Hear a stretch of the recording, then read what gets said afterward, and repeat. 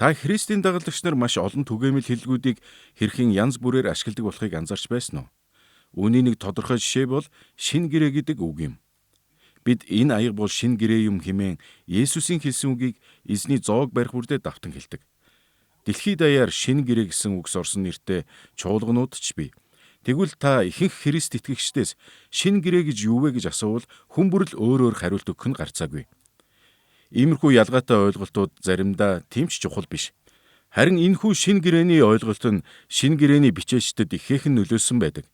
Тиймээс бид энэ хичээлээр уг теологийг шинэ гэрээний теологи гэж хэлж болох талаар үзэх болно. Ингэхдээ бид шинэ гэрээ гэж чухам яг юу болохыг ойлгохын тулд чадах бүхнээ хийх хэрэгтэй. Энэ бол шинэ гэрээнд хаанчлал ба гэрээ цувралын маань 3 дугаар хичээл бөгөөд шинэ гэрээ гэдэг сэдвтэй. Уг хичээлээрээ бид шинэ гэрээний бичээчид өөрсдийн хамгийн чухал теологийн үзэл баримтлалаа бүрдүүлэхдээ хэрхэн шинэ гэрээний ойлголтод тулгуурлаж байсныг судлах болно.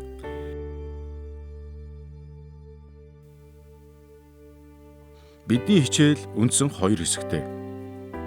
Нэгдүгээрт бид шинэ гэрээ нь Бурхны хаанчлалын засаглалыг хэрхэн тодорхойлдог болохыг үзнэ. Хоёрдугаарт шинэ гэрээ нь Бурхан болон түүний хүмүүсийн хоорондын харилцааны тодорхой динамикийг хэрхэн илчилж байгааг судлах болно. Тэгэхээр одоо ихтэй Бурхны хаанчлалын засаглалыг шинэ гэрээний талаас нь авч үзцгээе. Бидний гэрээ гэж орчуулдаг еврей үгийг берит гэдэг. Грек хэл дээрх хуучин гэрээ болох Септуагинтэд энэ еврей үгийг диатек гэж орчуулсан байдаг. Диатек нь шинэ гэрээнд мөн гэрээ гэдэг утгатай. Энэхүү берит болон диатек гэдэг хоёр үг хоёулаа ариун дагшин хилцэл ба зөвшөлтсөл гэсэн утгыг илэрхийлдэг. Библиэс бид түншүүдийн хоорондын хаад болон иргэдийн хоорондын эсвэл хаад бусад хаадтай байгуулсан гэрээгээд олон янзын гэрээг хардаг. Мөн Бурхан үндэстнүүд болон хүмүүстэй гэрээ байгуулдаг. Энэ хичээлээр бид Бурхан хүмүүстэйгээ байгуулсан гэрээг буюу онцгойлон Христ доторх шинэ гэрээг судлах гэж байна. Библиэд дэх Бурхны гэрээнүүдийн талаарх бидний ойлголтод бий болсон хамгийн чухал нээлтүүдийн нэг нь 20 дугаар зууны дунд үед гарсан гэдгийг мэдэх нь чухал юм. Энэ үед судлаач эрдэмтэд Библийн гэрээнүүдийг ойрогт орондын эзэн хаан ба Хариат хааны хэлэлцээртэй харьцуулан судалж эхэлсэн. Эдгээр бичиг баримт хуучин гэрээний үеийн улс үндэстнүүдийн хоорондох олон улсын гэрээний үүрэг гүйцэтгэж байв. Эзэн хаан өөрийн Хариат хаантайгаа байгуулсан гэрээгээрээ дамжуулан улс гүрнээ удирддаг байлаа. Библийн гэрээнүүд нь энэхүү хэлэлцээртэй ижил төстэй байдаг. Энэ нь мөн бичвэрдэх Бурхны гэрээнүүд нь хаанчлалын үйл хэргийг удирдах үндсэн хэрэгсэл байсан явдал юм. Бид хуучин гэрээнээс ялангуяа Эхлэл номоос бичвэрт 2 төрлийн гэрээ байсныг харж болно. Эхнийх нь ижил тэгш чадвар ба эрх мэдэлтэй 2 талын дунд байгуулагддаг гэрээ. Энэ нь харилцан ашигтай, тэнцвэртэй гэрээ юм. Жишээ нь Авраам ба Абимелехийн байгуулсан гэрээ. 2 дахь төрлийн гэрээ бол эртний ойрогт орондын хүмүүсийн байгуулдаг байсан эзэн хаан ба Хариат хааны хэлэлцээр юм. Энэхүү гэрээг харилцан хүч тэнцвэргүй 2 талын хооронд буюу илүү хүчтэй, эрх мэдэлтэй, эзлэн авч эрхшээлээ тогтоосон эзэн хаан ба Хариат хааны хооронд байгуулдаг. Тиймээс зөвхөн эзэнт улсын талд л ашигтай байхаар хийгддэг байжээ. Юуны өмнө уг гэрээ нь Хариат улсыг эзэнт улстай үнэнж байхыг шаарддаг. Харин Хариат улсын хувьд хэрэв тэдэн рүү харийн дайсан халдан довтолвол эзэнт гүрэн хамжин аврах зэрэг ашигтай тал байв. Тэгэхээр энэ бол харилцан туслалцах гэрээ гэж бас хэлж болно. Эзэн хаан гэхээр бидэнд ихэвчлэн эзлэн төрөмгийлэгч, иргэдээ дарангуйлагч, баян тансаг эзэдэл гэж бодогддог шүү дээ. Гэвч бодит байдал дээр Есүсийн цаг үе болон түүнээс чирт үеийн ойрогт орондод энэ нь бүхэлдээ гэрээний ойлголтод үндсэлдэг байжээ. Бидэнд байгаа эртний гэрээнүүдээс үзвэл хаан, захирагч эсвэл бидний хэлж заншсанаар эзэн хаан өөрт нь үйлчилдэг түшээд болон харьяат хаад нартай гэрээ байгуулж тодорхой залтуудаар цаашид харилцаагаа хэрхэн авч явах вэ гэдгээ тодорхойлдог байв. Жишээ нь би чамд хамгаалалт, эд хөрөнгө, нэр хүнд санал болгож байна. Харин хариуд нь би чамаас ургацын чинь тодорхой хувийг мөн надаас өөр хаадтай хуйлдахгүй байх үнэнч байдлыг шаардна гэж тохирно. Тиймээс энэ бол харилцсан бие биеийнхээ нөхцөлийг хүлээн зөвшөөрнө гэсэн үг юм.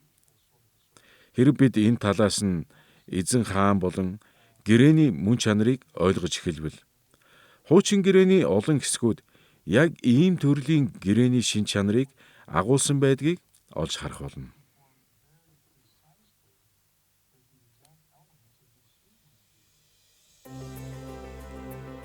Бид Бурхны хаанчлалын засаглалыг 3 арга замаар судлах болно. Эхнийх нь бид гэрээний төлөөлөгчдийн ач холбогдлыг авч үзнэ.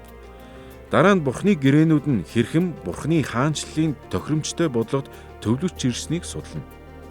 Харин эцэст нь Бурхан гэрээнийхээ бодлогын органик хөгжлөөр дамжуулан хаанчлалаа хэрхэн засаглан удирдах байсныг онцлох болно. За одоо эхлээд Бурхны гэрээний төлөөлөгчдийг харцгаая.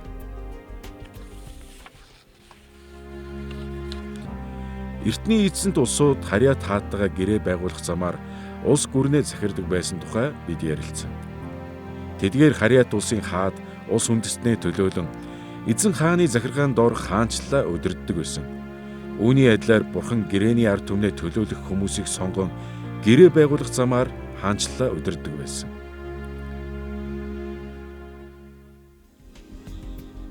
Үүнийг илүү сайн ойлгохын тулд бүгдээрээ хуучин гэрээнд Бурхан гэрээний төлөөлөгчдийг хэрхэн сонгосныг харах болно.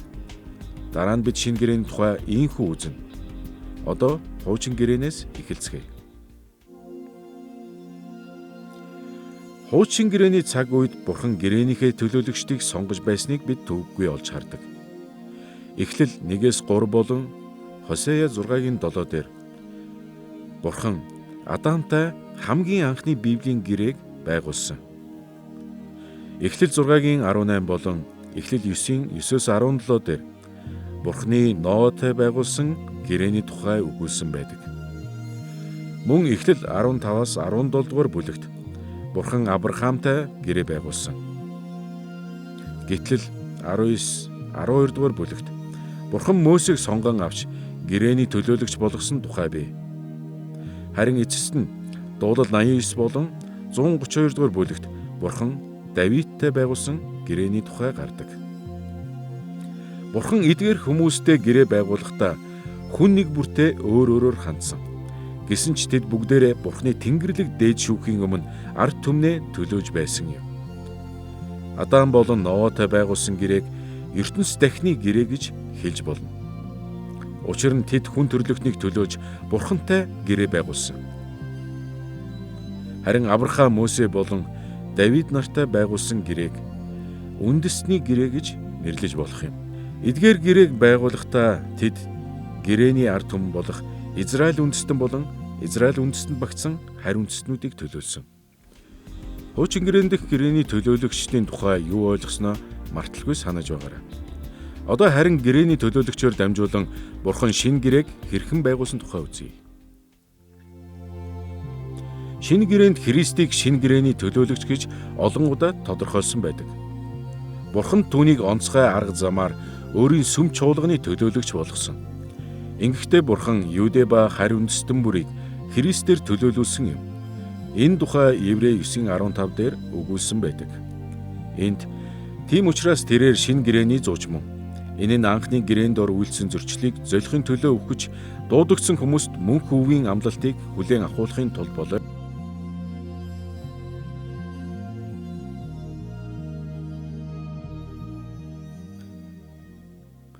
Христ бол сүм чуулганыхаа төлөө Бурхны сонгосон гэрээний төлөөлөгч буюу зууч юм. Энэхүү үннийг ойлгох нь шинэ гэрээний теологийн чухал шин чанаруудыг ойлгоход тусалдаг. Олон Библийн тайлбарлагч нар шинэ гэрээний теолог бол Христ төвдөө гэж тэмдэглэсэн ч бий. Өөрөөр хэлбэл шинэ гэрээний теологийн тал бүр нь хүн болсон Христ ба түүний үүстэй салшгүй холбоотой гэсэн үг. Гэвч яагаад энэ нь үнэн гэж Жишээ нь яагаад аврагдахын төлөө Есүст итгэх ёстой гэж шинэ гэрээ бидэнд заадаг юм бэ? Яагаад бид Есүсийн нэрээр залбирч бас сайн үйл хийдэг юм бэ? Яагаад сүм чуулганыг Христийн бие гэж нэрлэдэг вэ? Хариулт нь тодорхой. Шинэ гэрээний теологид Христ гол үүргийг гүйцэтгэдэг. Учир нь Бурхан чуулганы төлөөлөгч болсон Христээр дамжуулан шинэ гэрээн дэх амьдралын бүхий л талыг захирдаг билээ. Шинэ гэрээний теологийн энэ онцлогийг анхааралгүй өнгөрвөл хамгийн чухал шинжийг нь орхигдуулна л гэсэн үг юм. Бурхан гэрээний төлөөлөгчдөөр дамжуулан хаанчлаа захирдаг. Ялангуяа шинэ гэрээнд Христээр дамжуулан ийхүү захирдаг болохыг бид үзлээ. Одоо бүгдээрээ Бурханы хаанчлалын засаглалын дараагийн онцлог тал болох Библийн түүхийн өөр өөр цаг үеүүдэд Библийн гэрээнүүдийн тогтоосон тохиромжтой бодлогуудад анхаарлаа хандуулъя. Эртний ойрох дорндын бүхий л эзэн хаан ба Харьяат хааны хилэлцээрүүд нь нийтлэг шин чанартай байсан ч олон талаараа ялгаатай аж. Учир нь гэрээ тус бүр тухайн олон улсын харилцаанд хамааралтай тодорхой асуудлуудыг тусгадаг байжээ. Үүнчлэн Бурханы байгуулсан бүх гэрээнүүдэд нийтлэг зүйлс байсан ч гэрээ бүрийн бодлого нь Библийн түүхийн цаг үе бүрд тохирсон чухал асуудлуудад зориулагдсан байв. Бурханы гэрээ бүрийн бодлого тухайн түүхийн цаг үедээ тохирсон байсныг харахын тулд бид хуучин гэрээн дэх гэрээнүүдийг дахин нэг удаа авч үзнэ. Тэгээд дараа нь шинэ гэрээний бодлогыг үзнэ. Тэгвэл эхлээд хуучин гэрээн дэх гэрээнүүд ямар бодлоготой байсныг харцгаая.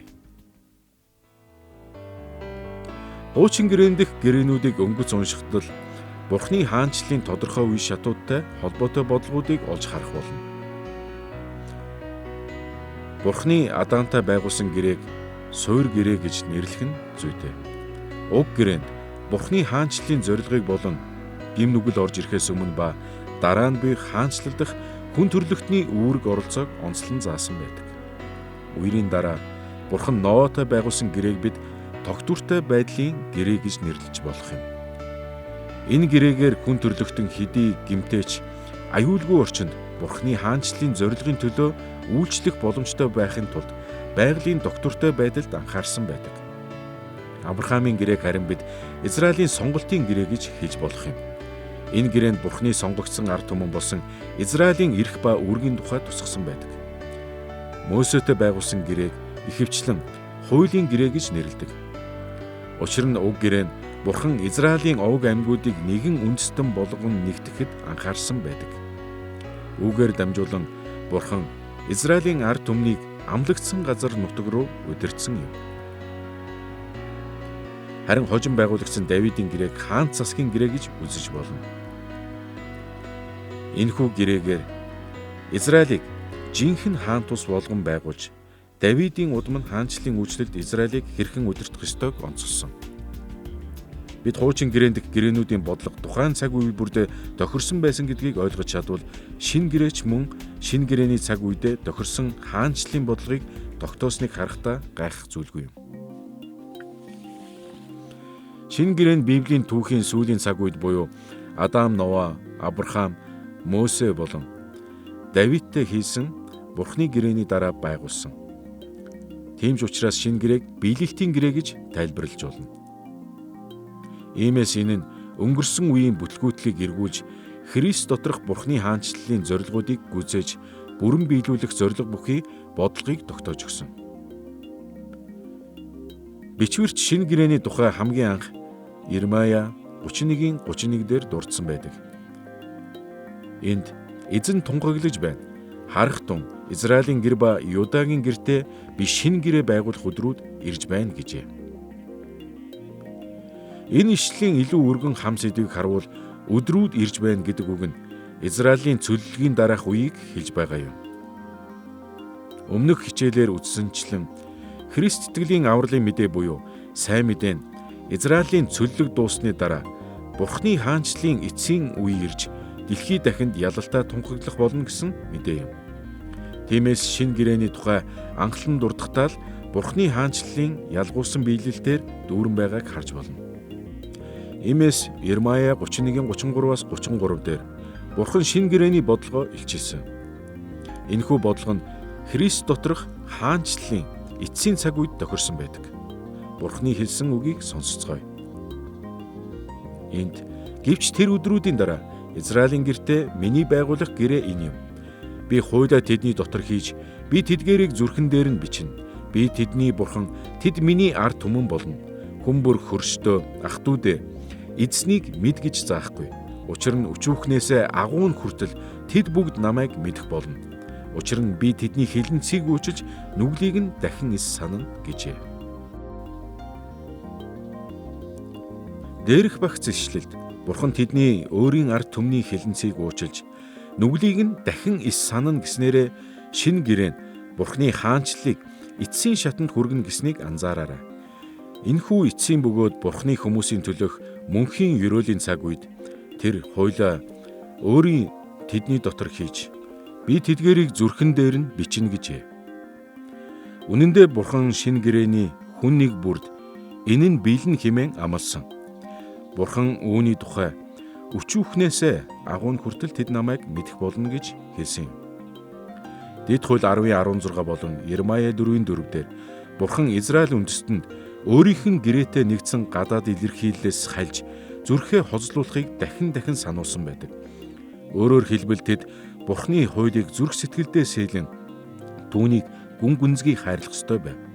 Гэтэл шинэ гэрээний үеийн бодлогод Бурхан ийм арга замаар оролцсон гэдгээ амласан нь гэрээний бүх ард түмэнд биелэлээ болох юм.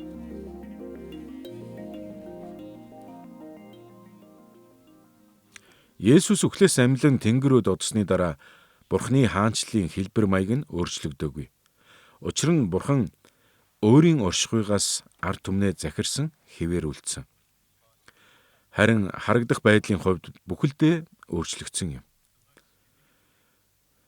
Есүс Бурханы баруун моторт залран суухын хамгийн чухал ач холбогдлыг Йоэл номын иш үзүүлэлт дурдсан байдаг. Үүнийг илч Петр Үлс номын 2-р бүлэгт Бурхан өөрийн хүмүүсийн дээр ариун сүнсээ зутхан өгсөн явдал байсан хэмээн Пентекостийн өдөр тунхагласан. Ариун сүнс юудэчүүдийн болон харь үндэстнүүдийн дунд оршин байна гэдэг нь анхандаа гайхмаар гинтийн зүйл байлаа. Бурханы хаанчлал нь зөвхөн Авраамийн махан биеийн үр удам болсон Израилийн ард түмнээс бүрдэхгүй, харин итгэлээрээ Авраамийн үр удам болсон хүмүүсээс бүрдэнэ гэдгийг Паул Ром номын 4-р бүлэгтээ өгүүлжээ. Тиймээс Бурханы хаанчлалыг бүх овг аймаг үндэстэн хилтнүүд бүрдүүлдэг. Христэд итгэсэн хэн боловч ариун сүнсийг хүлээн авч, ариун сүнсийг хүлээн авсан хүн бүр амьдралаараа Бурханыг даган захирагдах болсон юм. Өмнөх хичээлдээр үзсэнчлэн Есүс шинэ гэрээний цаг үе 3 үе шаттайгаар ирнэ гэдгийг заасан байдаг. Эхнийх нь Христийн эхний ирэлттэй хамт ирсэн эхлэл үе юм. Энэ үе шатанд Христ олон зүйлийг биелүүлсэн боловч шинэ гэрээний хүлээлтүүд бүгд биелээгүй. Дараагийн үргэлжлэх үе шатанд шинэ гэрээний цаг үе нь чуулганы түүхийн турш тодорхойгүй хугацаанд үргэлжлэх болно.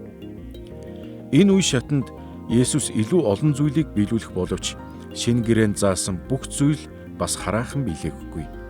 Харин эцэст нь Христийн 2 дахь ирэлтээр шинэ гэрээний цаг үе дуусгар болж бүх хүлээлтүүд бүрэн төгс биелэлээ болох болно. Шинэ гэрээний энэхүү 3 үед биелэл нь бидэнд шинэ гэрээний теологийн 2 дахь үндсэн шин чанарыг ойлгоход тусалдаг. Шинэ гэрээний теологи бол зөвхөн Христ төвтэй биш. Харин энэ нь 3 үе шатанд илэрсэн шинэ гэрээний бодлогыг тайлбарлахад зориулагдсан байв. Тийм учраас шинэ гэрээг бичсэн хүмүүс шинэ гэрээний үеийн бодит амьдралын тухай ойлголтоо засахад ихээхэн цаг хугацаа зарцуулсан юм. Жишээ нь Ермая 31-р бүлгээс үүдэлтэй хүлээлтээс ялгаатай нь Матай 6-гийн 12 болон 1-р Иохан 1-9 дээр Христийн дагалдагч нар Бурханы хуулийг зөрчсөөр байх тул уучлал өршөөл гуйж байх хэрэгтэй гэсэн байдаг. Мөн бид 2-р Коринт 11-ийн 13 болон Галат 2-ийн 4 зэрэг ишлэлүүдээс шинэ гэрээний чуулгандч жинхэнэ итгэгчдийн дунд хуурамч итгэгчид байсаар байна гэсэн байдаг. эдгээр болон бусад зайлшгүй асуудлуудад шинэ гэрээний бодлого хэрхэн нөлөөлөх бол? Тэгэхээр шинэ гэрээний теологийн тал бүр олон арга замаар энэ асуултад хариулахад л чиглэсэн байдаг юм. Ингээд бид Бурхан гэрээний төлөөлөгч нар болон түүхэн цаг үе бүрдээ тохирсон бодлогоор дамжуулан хаанчлаа хэрхэн захирж байсныг үзлээ. Одоо Библийн гэрээнүүдийн бодлогын органик хөгжлийн тухай бид цааш судлах хэрэгтэй. Гэрээний бодлогууд органик байдлаар аяндаа хөгжих тухай ярихдаа бид мод ургахтай зөөрлөн боддог. Мод үрээс соёолон ургаж нэг мэтгэд өндөр том болж өөрчлөгдөгч эд ис нь хэвээрэл байдаг шүү дээ. Хуучин гэрээнд дэх гэрээнүүд үүний л нэгэн адил юм. Хуучин гэрээнд дэх гэрээ бүр өөр төлөөлөгч болон тухайн цаг үе бүрдээ тохирсон бодлоготой байсан нь үнэ. Гэвч яг л мод шиг эдгээр ялгаатай байдлаас үл хамаарах органик нэгдэл байсан юм.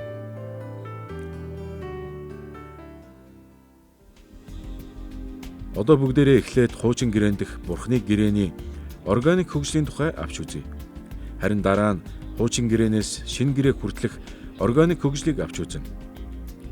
За хуучин гэрээнд дэх гэрээнүүдээс эхэлцгээе. Хуучин гэрээний түүхийн туршид гэрээний бодлого чиглэлүүд хэрхэн эрчимтэйгээр өөрчлөгдөж ирснийг бид мартаж болохгүй. Энэ нь хуучин гэрээнд дэх гэрээнүүдийн органик хөгжлийг ойлгоход тустай. Жишээ нь Адамын цаг үеэс эхлэн Бурхан өөрийн дүр төрх бүхий хүний үр удмыг бий болгон газар дэлхий дээр хаанчлаа тогтоох бодлоготой байсан. Энэ бодлого цаг хугацааны аясаар хөгжсөөр ирсэн боловч хизээч устдаж үгүй болоогүй юм. Ноагийн цаг үеэс эхлэн Бурхан өөрийн дүр төрх бүхий гим нүгэлд унсан хүмүүст хаанчлалын зорилгын төлөх аюулгүй газарт аж төрөх боломжийг өгөхийн тулд байгалийн доктортой байдлын бодлогыг баримталсан юм. Энэ бодлого хожмын гэрээнүүдэд олон янзаар хувиран өөрчлөгдсөн боловч Бурхан хизээч үүнийг орхигдуулаагүй юм. Авраамийн цаг үеэс эхлэн Бурханы сонгогдсон ард түмэн болсон Израиль нь онцгой эрх ба үүргүүдийг хүлээн авсан юм. Тэдний түүхэндх энэ онцгой үүрэг оролцоо нь илүү олон гэрээгээр хөгжин цэцгэлсээр ирсэн. Харин хизээч Бурханы хаанчлалын засаглалын бодлогоос алга болоогүй. Мөсегийн үеэс Израилийг чиглүүлэн замчлах хууль үйлчилж эхэлсэн. Өөр гэрээнүүд байгуулагдсанаар энэ хууль өөрөөр хэрэгжих болсон. Гэсэн хэдий ч хизээч хүчингүй болж байгаагүй гэлээ. Харин Давидын цаг үеэс эхлэн Давидын язгууртан угсаа Бурхны ард түмнийг хаанчлалын их үйлчлэлд удирдан дагуулах болсон. Энэхүү удирдлага шинэ гэрээ болон Есүсийн хаан засгаар өөрчлөгдсөн ч тасарч алга болоогүй. Хуучин гэрээний энэ органик хөгжлийн хэв загвар Христ доторх шинэ гэрээгээр үргэлжилсэн. Энэ нь мөн өмнөх гэрээнүүдийн адил органикаар хөгжсөн байдаг.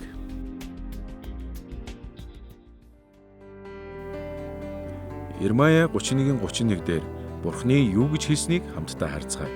Энэ нь эзэн тунхаглаж байна. Харах тун Израилийн гэр ба Юдагийн гэртээ би шинэ гэрээ байгуулах өдрүүд ирж байна гэжээ. Христ итгэгчид ихэнхдээ шинэ гэрээ гэдгийг бүхэлдээ цоо шинэ гэрээ бөгөөд Библиэд дэх өмнөх гэрээнүүдтэй холбоогүй мэтээр ойлгох гээд байдаг. Тиймээс ямартайч шинэ гэдэг үг нь еврей хэлний чадаш хэмээх үгийн орчуулга гэдгийг мэдэх нь чухал. Исая 61:4, Изекэл 36:26 болон Йов 29:20 дээр энэ нэр томьёо болон үүнтэй холбоотой үйл үгийн хэв нь цоо шин гэсэн үг биш гэдгийг тодорхой харуулдаг. Харин энэ үгийн үндэс нь шинчлэгдсэн, сэргээн байгуулагдсан, дахин тогтоогдсон, сэргээгдсэн зэрэг утгатай илүү дүүх юм.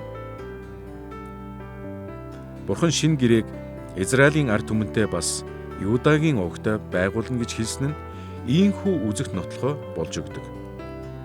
Өөрөөр хэлбэл шинэ гэрээ гэдэг бол Авраамийн удам ба Израилийн цөллөг дуусны дараа тэдний нэгдсэн харь үндэстнүүдтэй шинчлэн байгуулсан үндэсний гэрээ юм. Мэдээж хуучин гэрээн дэх гэрээнүүдийн нэгэн адил шинэ гэрээч бас өөрийн түүхэн цаг үедээ тохирсон бодлоготой байсан.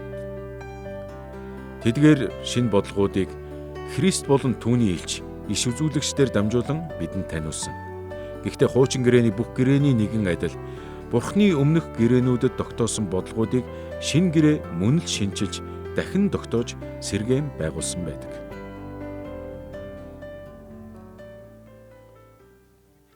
Бичвэрийн номууд ба чөлөөлтийн түүхэн дэх Бурхны хаанчлалыг тунгаан бодвол засаглалын хувьд Библийн гэрээнүүд нь Христ дотор бүрэн дүүрэн болох хүртлээр өөрчлөгсөөр байсныг олж хардаг.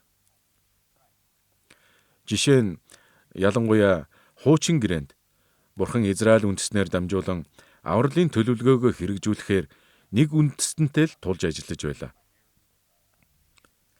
Ингэхдээ голчлон теократ арга барилаар удирдах энэ үндэстнээс л удахгүй Месая төрж эзэн Есүс ирнэ гэдгийг бодитойгоор танилцуулан харуулсан байдаг. Хаанчлалын маш олон ажил, тодорхой газар, байршил, улс оронд тодорхой дэглэм эсвэл засаглалын дор гэх мэт тэдгээртэй холбоотой байдаг гэдгийг та харж байна. Тэгэд хаанчлал шинэ гэрээнд шилжин ороход тэр бүх төлөвлөгөө Христийн дотор биелж зарим зүйл өөрчлөгдсөн. Христ бол хаан гэдэг нь ойлгомжтой. Тэр бол хуучин гэрээг болон зөгнөлийг биелүүлэх нэгэн мөн. Тэр Давидын бас Мөсегийн үргийг биелүүлдэг. Тэр л амьдрал, үхэл болон амьлалтаараа хаанчлалын эхлэлийг тавьж Бурхны авралын эрх мэдлийг энэ дэлхийд авчирсан. Тэрээр олон үндэстний нэгдэл болох Юдэ болон харь үндэстнүүдээс бүрдэх чуулган буюу нэгэн биеийг байгуулсан. Ийхүү тэр одоо чуулганы дотор бас чуулганаар дамжуулан ажилдаг. Чуулган бол Христийн сүнслэг эрх мэдэл ба засаглал билээ. Христ өөрт нь итгэж гимээсээ эргэсэн эрэгтэй эмэгтэй хөгшин залуу бүх үнээр дамжуулан тийхүү захирдаг. Хүмүүс итгэлээрээ хаанчлалын нэгэн хэсэг болж Бурхны аврал тэдний амьдралд ирж байна. Хаанчлал одоо олон үндэстнийх болсон. Бурхан эрх мэдлээрээ энэ хаанчлалд үндэстэн бүрийн, овог бүрийн, ард түмэн бүрийн, хил бүрийн хүмүүсийг авчирч байна. Христ өөрийн хүмүүсийг удирдах байгаа нь нутгийн чуулган дахь нэг төрлийн теократ засаглал гэж болно. Гэвч эрт үеийн Израиль үндэстний дагаж байсантай адилгүй гэдгийг харуулдаг. Тэгэхээр Бурхны хаанчлалын засаглал болон энэ нь хэрхэн өөрчлөгдөж ирсэн тухай бид харж байна. Ингэхдээ бид эртний нэгэн хаан амжилт олоогүй анхны арга барилаа сайжруулах гээд шинэ арга туршлага судалж байгаа эсвэл бие төлөвлөгөөтэй байсан мэтээр төсөөлж болохгүй. Огтхон ч тийм биш. Түүний зорилго тууштай байх ёстой шүү дээ. Тиймээс түүний үйл ажиллагааны зарчим хоорондоо уялдаа холбоотой байсан хэмээн бодох нь зүйтэй. Тэгээд ямар өөрчлөлт шинжилэлт хийх шаардлагатайг урьдчилан харчихсан байна. Энэ тохиолдолд Есүс энд байх ач холбогдол нь багасж ариун сүнс ирэх хэрэгтэй болсон. Тэгснээр бие махбодоор хаа нэгтээ байгаа Есүс сүм чуулган түшгэлэхгүй юм. Харин түүний сүнс хаа сайгүй хүрч сайн мэдээг түгээх үйл хэргийг нь дэлхийн өнцөг булан бүрт тэлэх боломжтой болсон. Харж байна уу? Өмнөх гэрээнд махбодоор ажиллаж байсан бол гэрээ шинчлэгдэн хөгжиж сүнсээр хүчрхэгжив. Ийхүү Бурхнаа бүх зүрх, бүх оюун ухаан, бүх сэтгэл, бүх хүч чадлаараа хайрлаж, хөршөө өөрийн адил хайрл гэсэн хуучин гэрээний зорилго нь биелэх боломжтой болсон байна. Итгэгчдэд одоо үүнийг биелүүлэх хүч чадал бий. Хуучин гэрээн дэх гэрээнүүдээс шинэ гэрээх хүртэлх эдгээр органик хөгжлүүд бидэнд шинэ гэрээний теологийн талаарх 3 дахь чухал ойлголтыг өгдөг. Христ төвтэй Христийн хаанчлалыг байгуулах 3 үе шатанд тохирсон бодлоготой байна. Үүнээс гадна шинэ гэрээний теолог бол хуучин гэрээний теолог дээр суурилсан. Үндсэндээ шинэ гэрээний теолог бол шинэ итгэл биш. Харин шинэ гэрээний бичээчид Христ доторх Бурхны илчиллийн гэрэлд хуучин гэрээний сургаалыг шингээж өгсөн. Шинэ гэрээ харьцангуй нэмгэн байдаг нь хүчин төгөлдөр хിവэр байгаа. Хуучин гэрээг хураангуйлсан хэрэг юм. Шинэ гэрээг бичсэн хүмүүс теологийн үзэл санаануудаа батлахын тулд хуучин гэрээнээс олон зуун удаа иш татсан байдаг нь ийм учиртай. Бид шинэ гэрээний теолог бол шинээр байгуулсан гэрээний теолог юм гэж хэлэхдээ хуучин гэрээнээс салангад тусдаа гэсэн утгаар хэлдэггүй. Харин ч эсвэргээрээ шинэ гэрээний теологийн бүхий л ойлголтууд хуучин гэрээний теолог дээр суурилж барьж байгуулагдсан байдаг. Шинэ гэрээний тухай хичээлээрээ бид Бурхны хаанчлалын засаглалыг судаллаа. Одоо бүгдээрээ шинэ гэрээн дэх Бурхан болон түүний хүмүүсийн хоорондын харилцааны динамик гэсэн дараагийн гол сэдв рүүгээ орцгоё.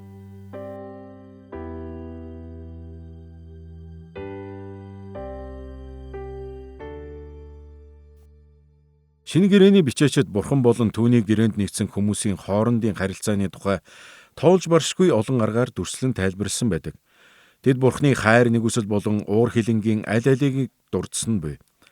Тэд дуулуургүй байдлаас сэрэмжлүүлж дуулууртай байхыг шаарддаг. Бурхан заримыг нь хэрхэн аюулаас хамгаалж, заримыг нь хэрхэн зовлонд дууддаг болохыг тайлбарладаг. Бурхан ба хүмүүсийн хоорондын харилцааг тайлбарлсан эдгээр болон бусад шууд ба шууд бус тодорхойлолтуудаас чухал асуултууд урган гардаг. Энэхүү янз бүрийн тайлбарууд теологийн ямар үзэл санаануудад тулгуурласан юм бэ?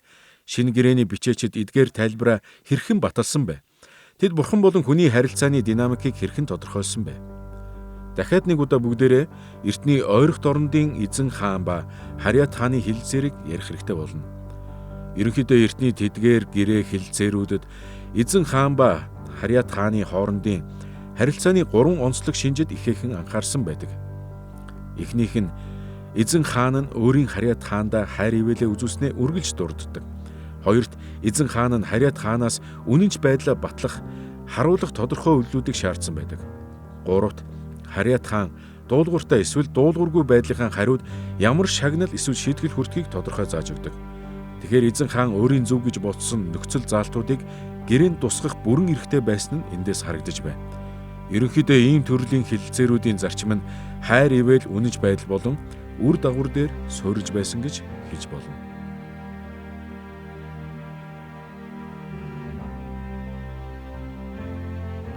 Библийн гэрээнүүд Бурхан болон хүний харилцааны динамикаас яг үүнтэй адилхан шин чанарыг олж харж болно гэдгийг бид удахгүй үзнэ. Бурхан бол хамгийн дээд хаан учраас гэрээнийхээ бүхий л нөхцөл заалтууд хэрхэн хэрэгжих ёстойг шийдэх нэгэн нь мөн гэдгийг бид мартах ёсгүй. Тиймээс ч Бурхан хүний хязгаарлагдмал хэмжүүрээр биш, харин өөрийн харьцуулшгүй мэрэгэн ухаанаар шийдсээр ирсэн юм. Тэрээр хүмүүстэйгээ харилцах харилцааг хүний ухаанаар ойлгох боломжгүй гэж бичвэрүүдэд тайлбарсан байдаг нь ч ийм учиртай. Гэхдээ Дэд хууль 29:29, Исая 55:8-9 дээр мөн дуулал номын хэд хэдэн бүлэг болон Йов, номлогчийн үгс гэсэн номуудад тэр чигээрээ бидэнд Бурхны байгуулсан тэдгээр гэрээний нөхцөл заалт бүр үргэлж сайн сайхан бөгөөд ухаалаг мэрэгэн гэдгийг сануулсан байдаг.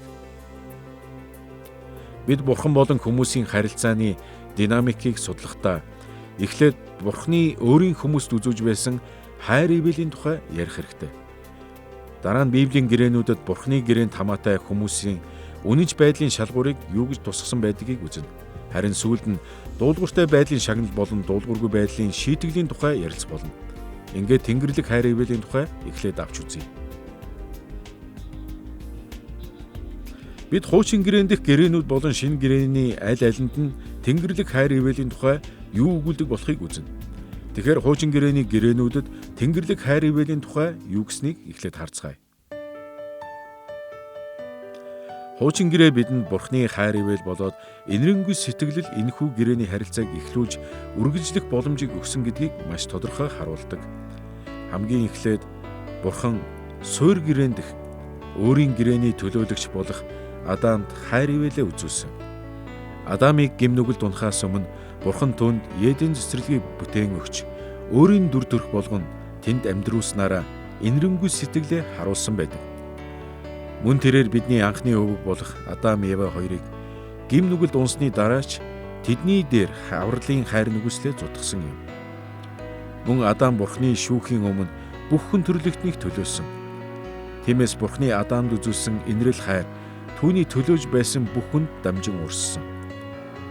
Бурхан ямар нэг байдлаар бүх хүмүүст тэр дундаа итгэдэггүй хүмүүст ч нийтлэг хайр нэгүслээ үзүүлсээр ирсэн. Мөн тэрээр Абель, Сет болон бусад олон хүмүүсийн адил жинхэнэ итгэгчдэд авралын нэгүслээ үзүүлсэн. Ноа доктортой байдлын гэрээн дэх Бурхны гэрээний төлөөлөгчийн хувьд амьдралынхаа туршид Тэнгэрлэг хайр ивэлийг буюу ерөнхий хайр нэгүсэл болон авралын нэгүслийг аль алиг нь хүлээн авсан. Адамын нэгэн адил түүнд ирсэн хайр ивэл нь түүний төлөөж байсан хүмүүст буюу бүх хүн төрлөختөнд мөн дамжин ирсэн юм. Энэ үед ч бас Бурхан бүх хүнд нийтлэг хайр нэгүслээ үзүүлсээр байсан. Харин өөрт нь чин сэтгэлээс итгэдэг Шемийн удмынханд авралын нэгүслээ үзүүлсэн байна. Израилийн сонголтын гэрээнд Бурхны гэрээний төлөөлөгч болсны хувьд Авраамч бас Тэнгэрлэг хайр ивэлийг хүртсэн. Тэрээр нийтлэг хайр нэгүсэл болон авралын нэгүслийг аль алийг нь хүлээн авчээ. Авраамийн Бурханаас хүлээн авсан сайн сайхан бүхэн түүний төлөөлж байсан Израиль болон хожим Израилийн гэр бүлд нэгдсэн харь үндэсний бүхэнд дамжин ирсэн билээ. Бурханы өөрийн хүслийн дагуу энэ гэрээнд хамаатай өөрт нь итгэдэг болон итгэдэггүй Исавд хүртэл нийтлэг хайр нэгүслээ үзүүлсээр байв. Харин Бурхан итгэлээр дүүрэн Яков, Йосеп гэх мэт өөр олон хүнд авралын нэгүслээ зутхан өгсөн юм. Мөсегийн түүхэнд өгүүлснээр хуулийн гэрээнд Бурханы гэрээний төлөөлөгч болон сонгогдсон түүнд Бурхан онцгой арга замуудаар нийтлэг болон авралын нэгүсэл бүхий Тэнгэрлэг хайр ивэлээ харамгүй өгсөн байдаг. Бурханы Мөсед өгсөн инэрл хайр нь түүний төлөөж байсан Израиль болон тэдний нэг болсон бүх хүнд урсан дамжсан. Бүх израильчууд тэр байтугай авралын итгэл байхгүй хүмүүс ч Бурханы нийтлэг нэгүслийг хүртдэг байв. Мөн Бурхан энэхүү авралын нэгүслээ Израильд байсан болон тэдний нэг болсон олон хүмүүст үзүүлсэн. Харин эцэст нь Давид хаан засгийн гэрээн дэх Бурханы сонгосон төлөөлөгчийн хувьд тэрээр нийтлэг болон авралын нэгүсэл бүхий Тэнгэрлэг хайр ивэлийг онцгой арга замаар хүлээн авсан. Бурханы Давидэд өгсөн инэрл хайр бүхэн түүний төлөөж байсан хаан хүүгүүд Израиль үндэстэн болон тэдний нэг болсон харь үндэстэнд ч уламжлагдсан. Бурханы ухааршгүй мэрэгэн ухааны дагуу Израиль дахь итгэдэггүй хүмүүсийг оруулаад бүгд л түүний нийтлэг хайр нэгүслийг хүртсэн буй. Харин Израиль дахь жинхэнэ итгэгчид Бурханы авралын нэгүслийг хүлээн авч байсан билээ. Хуучин гэрээн дэх гэрээнүүдээр дамжуулан Бурханы өөрийн хүмүүстээ үзүүлж байсан Тэнгэрлэг хайр ивэл нь шинэ гэрээний харилцаанд Бурханы хайр ивэл орж ирэх үндэс суурийг тавьсан юм. Юуны өмнө шинэ гэрээний төлөөлөгч болох Христэд хандсан Бурханы хайр ивэлд анхаарлаа хандуулдаг. Бурханы өршөөл, уучлал, авралын нэгүслэн гим нүгэлд унахаас өмнөх Адамтай адил Есүст ч хэрэггүй байсан гэдгийг бид тодорхой ойлгох хэрэгтэй. Гэсэн хэдий ч Матай 3:16-аас 17, Матай 12:18 болон Лук 3:22 дээр хаанчлалынхаа эхлэл үед Бурхан эцэг нь Есүсийг үйлчлэлд нь хүчжүүлж ариун сүнсээр тосолсон байдаг. Үнэн дээр Ром 8:11 дээр Бурхан эцэг Есүсийг ариун сүнсний хүчээр үхлээс амьлуулсан юм. Мөн дуулал 2:4-6, Матай 28:18 болон Үлс 2:31-ээс 33 дээр Бурхан эцгийн Есүст хандсан хайр ивэл нь хаанчлалын үргэлжлэх үед түүнийг хүч чадал эрх мэдлийн байр суурьнд өргөмжилсөн билээ. Бурханы энэ инэрл хайр нь хаанчлал бүрэн төгс болох үед Есүс алдар суу ба хүндлэл тааллыг хүлээн авахд хөтлөн дагуулах юм. Дараа нь шинэ гэрээний теологчдын Христтэй нэгдэх нэгдэл гэж нэрлэдэг ойлголтод анхаарлаа хандуулдаг. Бурханы Христэд өгсөн хайр ивэл сүм чуулган болон түүний зуучилж буй бүх хүнд ч бас нөлөөлдөг гэдгийг энэ сургаал тодорхой болгож өгдөг. Итгэгчдийн Христтэй нэгдэх нэгдэл хоёр талтай. Нэг талаараа бид Христийн дотор байна. Энэ нь Христ бидний гэрээний төлөөлөгч учраас шинэ гэрээнд хамаатай хүн бүр Бурханы Тэнгэрлэг шүүхийн өмнө Христтэй хамт зогсно гэсэн үг. Тиймээс аль ч талаараа Христийн үнэн нь Бурханы шүүхийн өмнө түүнийг төлөөлдөг бүх хүмүүст ч үнэн байна. Эфес 1:13 дээр Паул энэ тухай юу гэснийг харцгаая. Энэ нь түүн дотор та нарч бас үнний үгийг буюу авралынхаа сайн мэдээг сонссон бөгөөд түүнд итгэсэн мөн амласан ариун сүнсээр тамгагдсан гэжээ. Нөгөө талаас шинэ гэрээ итгэждэг зөвхөн Христийн дотор байгаа тухай заахаас гадна мөн Христ бидний дотор байгаа гэж заадаг. Энэ нь Христ ариун сүнсээрээ дамжуулан итгэгчдийн дунд оршиж газар дэлхий дээрх өдөр бүрийн амьдралд маань оролцож байдаг гэсэн үг. Ром 8:10-11 дээр энэ талаар юу гэснийг хамтдаа харцгаая. Энд хэрв Христ та нарын дотор байгаа бол нүглээс болж бие үхмэл хэдий ч зөвхт байдлын улмаас сүнс амьтаа ажээ. мөн өгөхсдээс Есүсийг амьдуулсан нэгний сүнс та нарын дотор оршвоос тэр та нарын дотор оршдог өөрийн сүнсээр дамжин үхлийн биччин амь өгнө гэжээ. Энэ ишлээс шинэ гэрээг бичээчид чуулга нь Тэнгэрт Христтэй хамт байгаа гэдгийг тодорхой хэлсэн.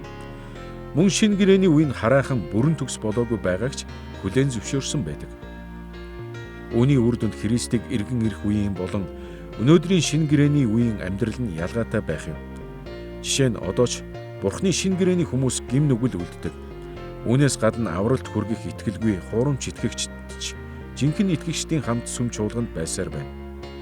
Хаанчлал бүрэн төгс байгуулагдах тэр үед л бидний доторх Христийн ажил бүрэн төгс болно. Ийм учраас шинэ гэрээнд Бурхан нийтлэг нэгүслээ Христийг эргэн ирэхээс өмнө дэлхийн сүм чуулган дах бүх хүмүүс төдийгүй хуурамч итгэгч нарт ч үзүүлсээр байдаг гэж заасан. Үнэн хэрэгтээ Иохан 15-ийн 1-6 болон Еврей 6-гийн 4-6 зэрэг ишлэлүүдэд итгэгч биш хүмүүс ч Бурханаас төр зуур агуу их хайр өршөөлийг амсаж мэдэрдэгч авралын нэгүслийг хүлээн авдаггүй гэдгийг харуулдаг. Үүний зэрэгцээ Бурхан өнөөдөрч жинхэнэ итгэгчдэд авралын нэгүслээ өгсөөр байгаа. Шинэ гэрээний теологийн үзэл санаа бүр Тэнгэрлэг хайр ивэлийн тухай байдаг болохыг гайхах зүйлгүй юм.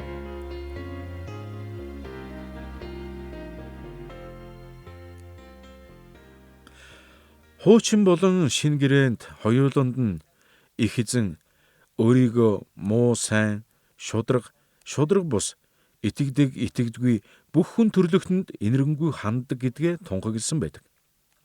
Их эзэн дараах байдлаар бидэнд сайн сайхнаар ханддаг. Энэ нь юуны өмнө бид бүгд гэмтнүүд атал Бурхан тэр даруй устгахыг хүртэл болгоогүй. Тэр бидэнд нэгүслээрээ амьдралыг өгдөг. Хоёрдугаарт тэрээр хур бороо оруулж хорон муу болон сайн хүний аль альнийх нь талбайг усалдаг. Бид мандах наран өвс ногоог ургуулж зөв шудраг ба шудраг бус бүгдийг гийгүүлж амьдрал бэлгэлдэг гэдэг. Энэ нь Бурхан сайн муу бүх бүтээлээ инэрдэг гэсэн үг шүү дээ. Тэр бүх хүнд өөрийг нь таньж мэдэх боломжийг өгдөг. Их эзэн хайр өршөөлөөрөө өөрийг нь дагдаггүй тэрч байтугай үгүйсгдэг тэдгээр хүмүүст ч үгийг нь сонсож судалж аврагдах боломжийг өгдөг. Тиймээс л Бурхан бол өөрийг нь байдаг гэдгийг үгүйсгдэг хүмүүсийг ч инэрдэг нэг юм. Харин өөрийнх нь болсон хүмүүстэй тэрээр үргэлж хамт байж үрд мөнхөд өрөөнө гэж амласан билээ. Эфес 2:8 дээр Паулийн хэлснийг хамтдаа харцгаая. Энд нэгүслийн учир итгэлээрээ аврагдсан нь та нараас бус харин Бурхны бэлэг гэжээ. Ингээд бүгдээрээ Бурхан болон хүмүүсийн хоорондын харилцааны динамикт Тэнгэрлэг хайр ивэл ямар ач холбогдолтой болохыг суралцлаа. Одоо Бурхантай байгуулсан гэрээнд үнэнч байдлын шалгуурч мөн хэрхэн багтаж байсныг үздэцгээе. Тэдгээр дуулууртай байдлын шалгуурууд нь Бурхантай гэрээ байгуулсан хүмүүсийн зүрх сэтгэлийг илчлэн харуулдаг учиртай. 20 дугаар зуунд олон эрдэмтэд Библийн гэрээнүүдийг хааны шан харамж хэмээгддэг эртний ойрох дорндын бүлэг бичгүүттэй харьцуулан судлах болсныг дурдхан зүйтэй. Тэдгээр шан харамжинд эзэн тулсан харьяа тусдаа эсвэл хэн нэгэн хүнд нь шан харамж хүртээдэг тухай байдаг. Анхны судалгаануудад шан харамж авсан хүнээс ямар ч үүрэг хариуцлага үнэнч байдлыг шаардаагүй байсан гэсэн дүгнэлтэд хүрсэн байдаг. Үүнээс үүдэн Библийн цөөнгүй судлаачид Библийн гэрээч мөн Бурхны хүмүүсээс ямар нэгэн үнэнч байдлыг шаардаагүй гэж үзсэн. Гэвч сүүлийн үеийн судалгаануудад үүний эсрэг дүгнэлтэд хүрээд буй юм. Бид одоо ч аливаа язгууртан дээцээс шан харамж авахдаа энэ нь үнэнч зүтгэлийг шалгуур болгодог гэдгийг олж хардаг шүү дээ. Тиймээс Бурхан Библийн гэрээ бүрдээ шинэ гэрээнд хүртэл өөрийн хүмүүсийн үнэнч байдлыг шалгасан тухай бичвэр бидэнд хэлдэгт гайхах зүйлгүй бизээ.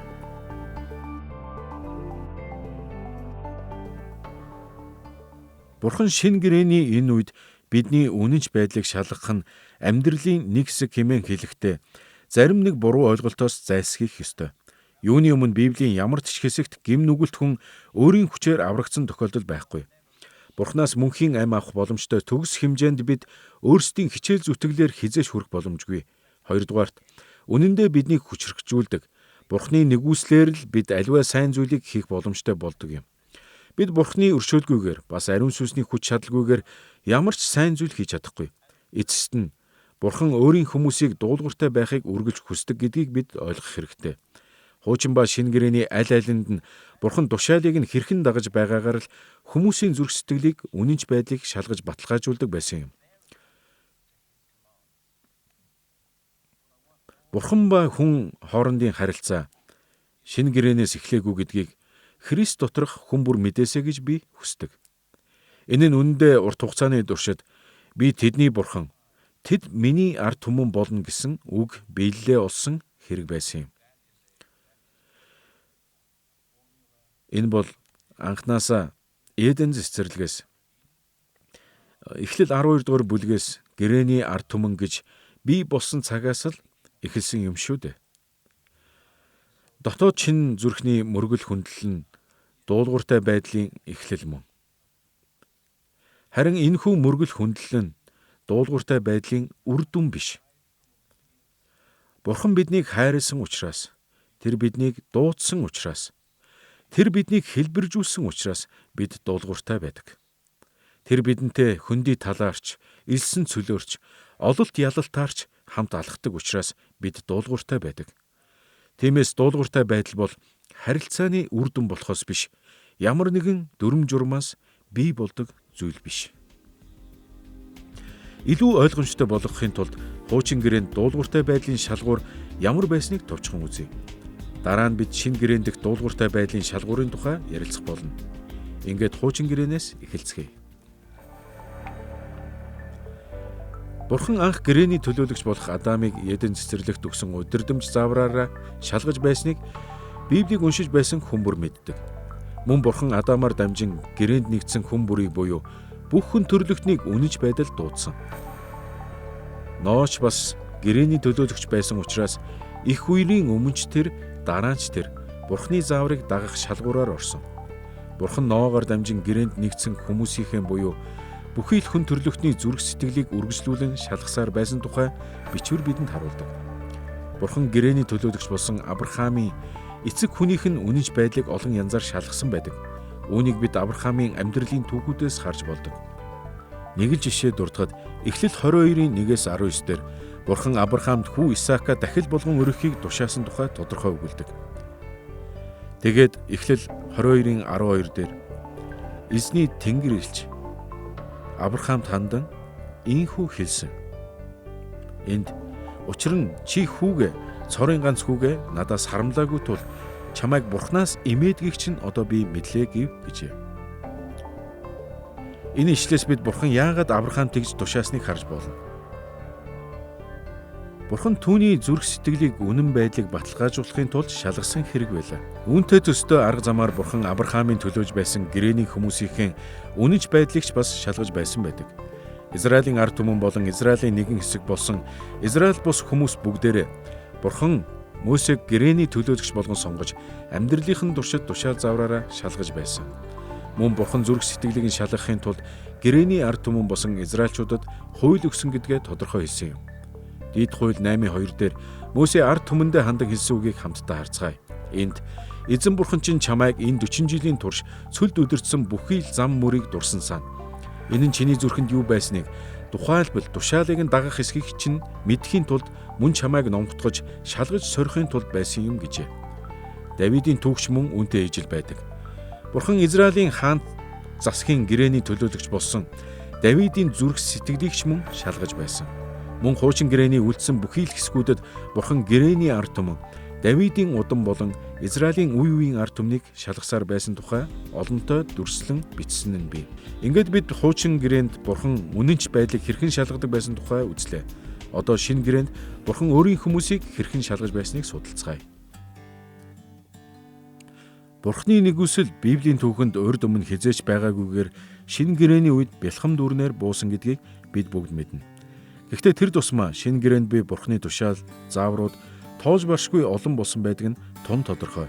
Энэ үнэн гэж юу? Хуучин гэрээний нэгэн адил шинэ гэрээч мөн үнэнч байдлын шалгуурыг шаарддаг. Шинэ гэрээн гэрээний төлөөлөгч болох Христийн үнэнч байдалд ихээхэн анхаарал хандуулдаг. Хаанчлалын эхлэл үед Бурханы шаардсан үнэнч байдлын бүхий шалгууруудыг Есүс давж гарсан байдаг. Еврэ 4:15 дээр Энэ тухай бичсэн нь би. Энд учир нь бидний мөхс байдлыг хуваалцаж чадахгүй тэргүүн дахиж бус харин нүгэлгүй атлаа бүх талаараа бидэн шиг соригдсон нэгэн бидэнд байгаа билээ гэжээ. Филиппой 2:8 дээр Христийн онцгой дуулууртай байдлын тухай Паул юу гэж хэлснийг харцгаая. Энэ нь хүн төрхийг олсон тэрээр өөрийгөө дорд болгож үхэлд загалмай үхэлд хүртэл дуулууртай байв гэжээ. Шинэ гэрээний теологид Есүсийн бурханд үнэнчээр үйлчлснийх нь оргил хэсэг бол сайн дураараа загалмай дээр амиа өгсөн явдал гэж үздэг. Энэ дуулууртай үйлдэл яагаад тийм их ач холбогдолтой байсан юм бэ? Гим нүгэл энэ дэлхийд орж ирсэн цагаас хойш бурхан гэрээний хүмүүсийн гим нүглийг амьтны цусан тахилаар төр зур цайруулах аргыг ашиглаж ирсэн.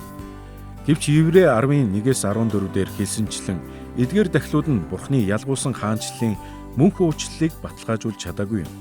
Тиймээс Израилийн цөллөг болохын өмнөхөн Исая 53:1-12 дээр бурхан өөрийн хүмүүсийн гим нүглийг цагаатгахын тулд эзний зарц болох Месаяг сайн дураар өгөх ёстой гэдгийг илчилсэн байдаг. Эрхэмдээд гэрээний төлөөлөгч маань өөрийн хүмүүсийг бурханы ялгуулсан хаанчлалын суу алдарт оруулахын тулд амиа өгөх хэрэгтэй байсан юм. Есүс хаанчлалын эхлэл үед өөрийн хүслээр загалмай дээр амиа өгснөөрөө энэхүү үргээ гүйцэлдүүлсэн билээ. Энэ тухай бид Матай 8:17, Үлс 8:32-33, Ром 6-10 болон 1-р Петр 2:22-25 зэрэг ишлүүдээс уншиж болно.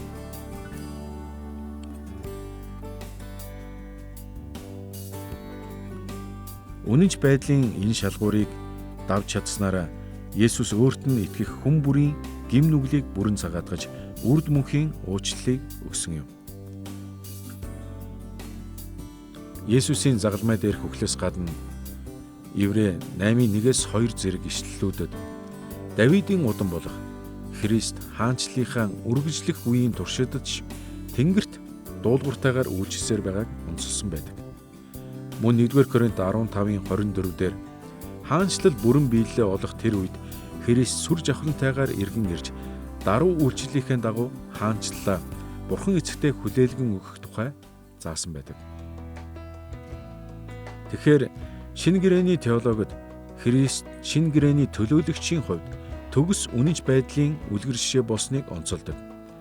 Үүний зэрэгцээ чуулган буюу шинэ гэрээний хүмүүст ч үнэнч байдлын шалгуур нь хэвээр бүг харуулж байна. Дахин хэлэхэд энэ нь чуулганы Христтэй нэгдсэн нэгдэл бидэнд үнэнч байдлын шалгуурыг илүү сайн ойлгоход тусалдаг. Нэг талаар бид Бурхны Тэнгэрлэг шүүхийн өмнө Христтэй хамт зогсох тул чуулган Христ дотор байна. Мөн 1-р Тимот 3:16 дээр хэлснээр Христ бол үнэнч байдлын шалгуурыг төгс давсан бөгөөд ариун сүнс үхлээс амьлуулснаар зөвтгөгдсөн нэгэн мөн. Ийм учраас Ром 4:23-25 дээр Тэнгэрлэг шүүхтэр Христийн хууль ёсны зөвтгөл түүнд итгэдэг бүх хүнд бас хүчинтэй үйлчлэх болно гэж хэлсэн байдаг. Христийн дотор гэдэг нь Христ бидний өмнөөс шалгуурыг давсан учраас жинхэнэ итгэгчид шүүхийн өмнө шалгуурыг давсанд тооцогдох болно гэсэн үг юм. Бурхны Тэнгэрлэг шүүхийн өмнөх Христийн энэ гайхалтай үнэн бол протестант теологчдын хэлдгээр соло фиде буюу зөвхөн итгэлээр зөвтгөгдөн гэсэн шинэ гэрээний теологийн ойлголтын гол үндэс суурь юм. Нөгөө талаар Христтэй нэгдэх нэгдэл гэдэг нь өдөр тутмын амьдралд Христ бидний дотор гэсэн ойлголтыг ч мөн хэлдэг. Христ сүр жавхлантайгаар иргэн ирэхээс өмнө газар дэлхий дээр чуулган оршин байсаар байх болно. Тиймээс чуулганы хүмүүс ч зүрх сэтгэлээ батлахын тулд үнэнч байдлын шалгуураар ордог. Мөн Христийн сүнс жинхэнэ итгэгчдийг ариусгахаар тэдний дотор ажилладаг. Бидний Христтэй нэгдэх нэгдлийн энэ тал нь ариуслын тухай номлол уламжлалт протестант сургаал болох ариуслыг мөшгөх онолтой нь яв цам нийцдэг юм. Бичвэр бидэнд энэхүү шалгуур бол бидний ариусл өд хөдөлдөг Бурхны арга зам юм гэдэг. Яаков 1:2-3 дээр энэ тухай өгүүлсэн нь бий. Энд ах トゥ нар минь элдвийн сорилтод орохдоо үүнийг бүрэн баяр хөөр гэж үз. Итгэлийн чинь шалгуур төвчээрт хүргэдгийг та нар мэдэх билээ гэжээ. Тэгэхээр нэг зүйлийг дахин сануулхад Христийн хаанчлалын эхлэл үе болон үргэлжлэх үе шатанд газар дэлхий дээрх сүм чуулган, хуурамч болон жинхэнэ итгэгчдээс бүрдэх болно. Харин үнэнч байдлын шалгуураар л тэдэнд авралт хүргэх итгэл бие эсхийг илчилнэ. Хуурамч итгэгчид үнэнч байдлын шалгуурыг давж ис чадах ба Христэд үйлчлэгээ болох болно. Эсвэргээрээ жинхэнэ итгэгчид хэдийгээр төгс төгөлдөр амьдрч чадахгүй ч гэсэн ариун сүнсний хүчээр Христэд үнэнч байж чадна. 1-р Иохан 2:19 дээр хуурамч итгэгчдийн тухай өгүүлсэн. Энд тэд бидний дундаас гарсан боловч биднийх биш байсан. Учир нь тэд биднийх байсан бол тэд бидэнтэй хамт байх байсан. Харин тэд гарсан нь тэд нар бүгд биднийх биш гэдгийг үзүүлэхийн тулд юм гэжээ. Шинэ гэрээний теологид жинхэнэ итгэгчдийн нэг хэсэг гэдгээ батлах үнэнч байдлын шалгуур болох үс Бурхны маш олон тушаал агуулгадж байгааг энэ ишлэл тодорхой харуулж байна. Есүс Христ өөрөөс нь хүмүүс уруулсан тэр орой шинэ гэрээг байгуулсан. Бүх гэрээний адил энэ гэрээч бас харилцсан эрх үүрэг бүхий гэрээ байв. Энэхүү гэрээгээр хүлээсэн бидний гол үүрэг бол Есүс Христийг эзнээ болгож түүний хүсэл ба замд дуулууртай байж сэлмээ хайж бууж өгөх явдал юм. Ингэхдээ энэ дэлхий дээр бид зүрх сэтгэлийнхээ хандлага хийгээд Бурхны зүрх сэтгэлийг дагах чин үнэнч хүслээр амьдрах ёстой билээ. Гэхдээ энд зайлшгүй нэмэх ёстой чухал зүйл байна. Энэ нь гэрээгээр хүлээсэн үүргээ биелүүлэх нь ариун сүнсний оршихуй ба хүч чадал дотор амьдрч буй биелэл юм. Ариун сүнсэл биднийг дуулууртай байж зүгээр нэг үүрэг биелүүлэхийн тулд биш, үнэн сэтгэлээсээ байхад минь тусалдаг. Ийхүү энэ гэрээ нь бичвэрт хэлснээр харилцсан баяр хөөртэйгээр биелүүлэх гэрээ болдог. Дээр байгаа нэг нь биднийг хараад баярлаж, бид түүнийг хараад баярладаг. Энэ нь илч хэлэхтэй. Яагаад Бурхны хаанчлал бол хүнд хэцүү үүрэг даалгавар биш. Харин ариун сүнс доторх зөвхт байдал, амар тайван, баяр хөөр хэмээснийг ойлгох танд туслана. Зарим итгэлийн агуу бааtruуд бидэнд эзэнд үнэнч, итгэмжтэй байх нь дурамжхнаар бус. Харин чин хүслээрээ бүх зүрх сэтгэлээ зориулан биелүүлэх үүрэг гэж хэлсэн байдаг. Ингэснээр бид түүний болон түүний замуудын гайхалтайг амсаж мэдрэх болно.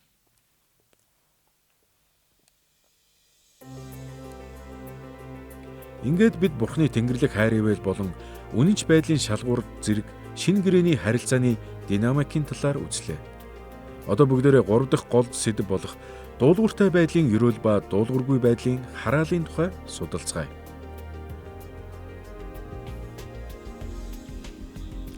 Одоо хамтдаа өмнө ярилцсан дарааллын дагуу Бурхантай байгуулсан гэрээний дуулууртай болон дуулуургүй байдлын үр дагаврын тухай авч үзье. Эхлээд хуучин гэрээний тухай товчхон ярилцаад дараа нь шинэ гэрээ рүү орно. Ингээд хуучин гэрээнд дэх ерөөл ба хараалын тухай харцгаая. Ерөөл ба хараалын үр дагаврууд нь шинэ гэрээнээс ч өмнө Бурхны гэрээний төлөөлөгчд болон гэрээний хүмүүстэйгээ харилцахад чухал үүрэг оролцоотой байсан. Бурхны гэрээний заалтуудыг ойлгоход хүний ухаан хүрэхгүй талаар өмнө нь дурдсан. Тиймээс Бурхан мөн л хүнд ойлгогдохгүй арга замаар буюу гэрээнийхээ ерөөл ба хараалуудыг нэг бол түргэсгэж, ихсгэж, багасгаж, хойшлуулж, бүр хүчингүй болгосон байдаг. Гэвч тэрээр энэ бүгдийг ямагт өөрийн төгс мэргэн ухаан болон сайн чанарынхаа дагуу үйлдсэн.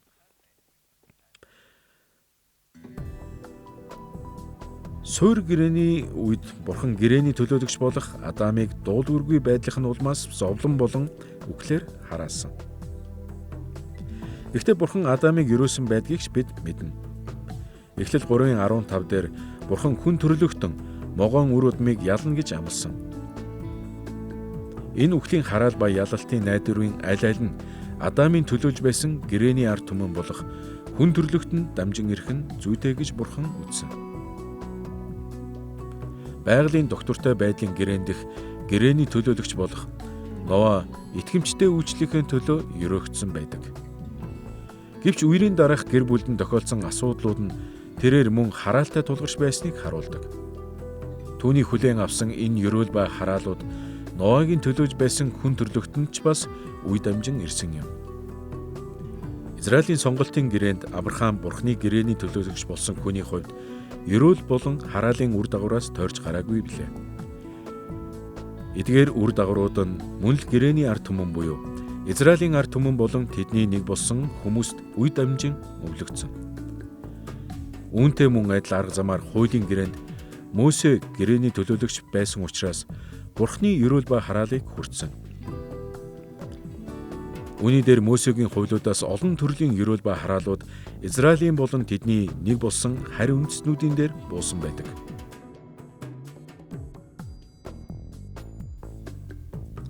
Хаан засгийн гэрээнд Давид гэрээний төлөөлөгч байсан учраас итгэмжтэй байсан үедээ ёроолыг, итгэл алдсан үедээ хараалыг хүртэн амьдарсан. Түүний төлөөж байсан өөрийн үр удам болон гэрээний ард түмэн буюу Израильчууд тэдний нэг болсон харь үндэстнүүдэд ч яг адил үнэн байсан.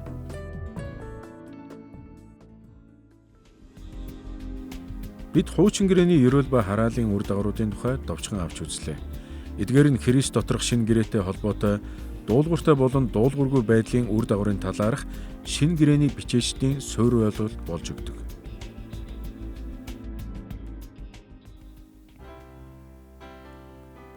Шинэ гэрээний теологи нь Христийг шинэ гэрээний төлөөлөгчийн хувьд Бурхны хараал ба ёроолыг амссан гэдгийг онцолдог.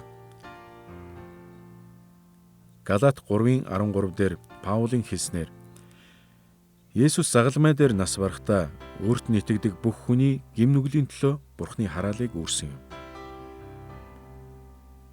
Тэгэхээр Есүс өөрийн гим нүглээс болж Бурхны хараалыг хүртээгүй. Тэр ямар ч гимгүй нэгэн байсан. Гэвч Исая 53:1-12 дээр өгүүлснээр тэрээр бүх үеийн Бурхны ард түмний эрхэм дээд гимгүй золиос болж Бурхны шүүлтийг үрсэн юм. Харин эсвэргээрээ Христ өөрөө зүвт байсан учраас Бурхны ёроолыг хүлээн авсан. Есүс бол Бурхан төгс үйлчиж Бурхны үрд мөнхийн ёроолыг хүртэх хэрэгтэй цорын ганц нэгэн юм. Филиппой 2:8-9 дээр Есүсийн дуулууртай байдал болон Бурхны ёроолийн уялдаа холбоог юу гэж тайлбарсныг харцгаая. Энд Христ хүн төрхийг олсон, тэрээр өөрийгөө дорд болгож, үхэлд, загалмай үхэлд хүртэл дуулууртай байв. Тиймээс ч Бурхан үлэмжийн дээдээр түүнийг өргөмжилсөн бөгөөд алив нэрээс дээд нэрийг түүнд сойрхов гэжээ. Шинэ гэрээний теологид хаанчлалын эхлэл үедх Есүсийн амьдлалт ба дээш одсон нь Бурхан төгс дуулууртай хандсны шагнал байсан гэж үздэг. Есүс хаанчлалынхаа үргэлжлэх үед эцгийнхээ баруун мутарт залран бүх бүтээлийг захиран байхдаа Бурхны ёроолд баясан буй. Харин хаанчлал бүрэн төгс болох үед шинэ бүтээлийг үрд мөнхөд захирах эрхийг өвлөн авах учраас түүний хүлээн авах ёроол бүр ч агуу байх юм. Тэгэхээр шинэ гэрээний теолог бүх бүтээлийг захирах ёроолыг Есүс хүлээн авсан тухай ихээхэн онцлон заадгийг бид мэдлээ. Мөн бид шинэ гэрээний үр дагавар сүм чуулган болон шинэ гэрээнд хамаатай бүх хүнд нөлөөлнө гэдгийг ч мөн мэднэ шүү дээ. Христтэй нэгдэх нэгдлийн тухай шинэ гэрээний сургаал нь энэ бодит байдлын хоёр талыг бидэнд харуулж байна. Нэг талаасаа бид Христийн дотор байгаа учраас Бурхны үрд мөнхийн амийн ёроол бүр жинхэнэ итгэгчдэд аль хэдийн өгөгдсөн. Жинхэнэ итгэгчид Бурхны мөнхийн хараалыг хизээч үзэхгүй гэдэгтээ бүрэн итгэлтэй байж болно. Христ гэрээний төлөөлөгч учраас тэд мөнх амийн ёроолоо хизээч алдахгүй юм.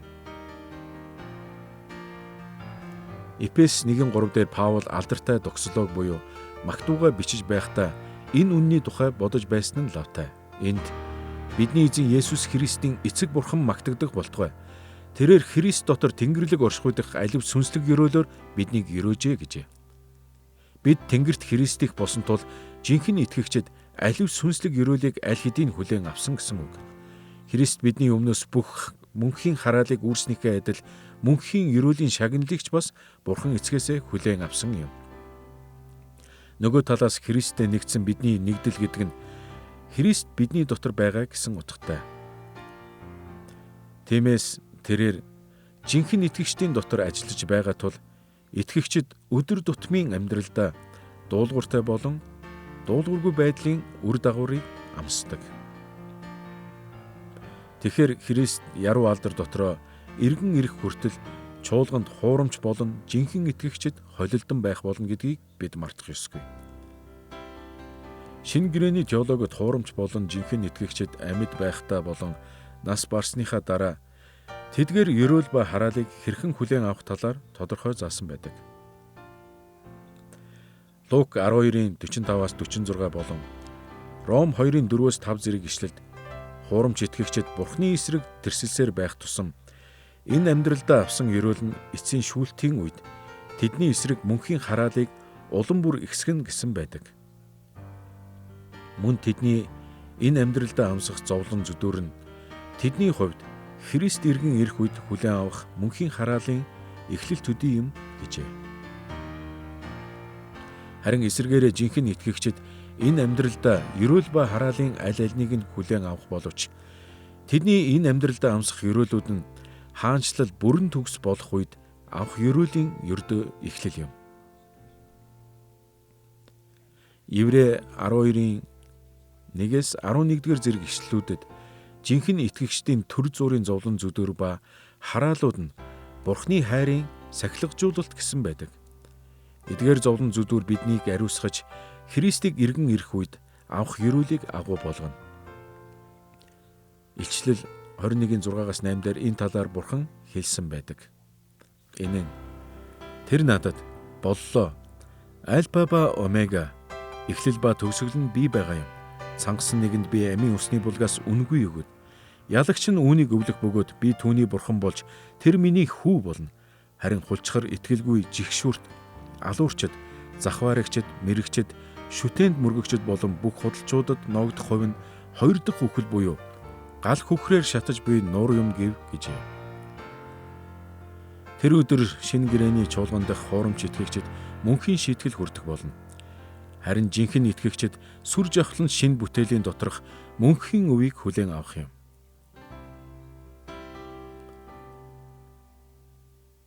Хэрэг бид эцсийн шүүлтийн дараа Бурхны хүмүүсийн хүлээн авах ерөөлүүдийг мэдхийг хүсвэл Илчлэл 21-22 дугаар бүлгийг нээж эцсийн үеийн гайхалтай шинэ бүтээлийн дүр зургийг харах боломжтой. Би энэхүү Илчлэл номын 21-22 дугаар бүлэг дэх дүрслэлд их дуртай. Учир нь энэ бол эхлэлдэх Еднээс хав илүү байх аж. Эденд Адам Ева хоёр Бурхны эрх мэдэл дор цэцэрлэгийг арчлан газар дэлхийг захирах үүрэг хариуцлагатай байсан. Шинэ бүтээлийн үед бид адилхан зүйл хийх бөгөөд тэр нь бидний ерөөл байх болно. Гэхдээ бид дахин хизээч гим нүгэл үйлдэхгүй. Адам Ева хоёр гим нүгэл хийх чадвартай байсан бол шинэ бүтээлийн үед Бурхны хүмүүс дахин хизээч гимд унахгүй. Эденд Есүс өөрийн биеэр байгаагүй. Харин шинэ бүтээлийн үед Есүс тэнхүү хамт байх болно. Тиймээс Бурхны хүмүүс болох шинэ гэрээний ард түмний хувьд бидний өвлөх ерөөл нь цоон шинэ бүтээл байх болно. Энэ нь дэлхий дээрх бидний мэддэг бүгдээс хавьлуу байх нь лавтай. Христийн доторх шинэ гэрээний талаарх энэхүү хичээлээрээ бид Бурхан хаанчлалын засаглал болон Бурхан гэрээний төлөөлөгчдөрөө дамжуулан хаанчлалаа хэрхэн засаглаж байсныг үзлээ. Мөн гэрээнүүд нь органикаар хөгжихийн хэрээр тохиромжтой бодлогыг хэрхэн тогтоож байсан тухай суралцсан. Түүнчлэн бид Бурхан болон түүний гэрээний ард түмний харилцааны динамик тэнгэрлэг ивэл үнэнч байдлын шалгуурууд болон дуулууртай дуулуургүй байдлын ерөөл ба хараалууд хэрхэн багтаж байсан тухай судаллаа. Шинэ гэрээг илүү сайн ойлгохыг эрэлхийлэхдээ Христ доторх шинэ гэрээ нь шинэ гэрээний теологийн нэг хэсэг төдий биш байсан гэдгийг санах нь зүйтэй. Бурхан өөрийн ард түмэнтэй байгуулсан сүүлчийн гэрээ байсны хувьд энэ нь шинэ гэрээний бичээчдийн бүхий л үзэл бодолд гүн нөлөөлсөн юм.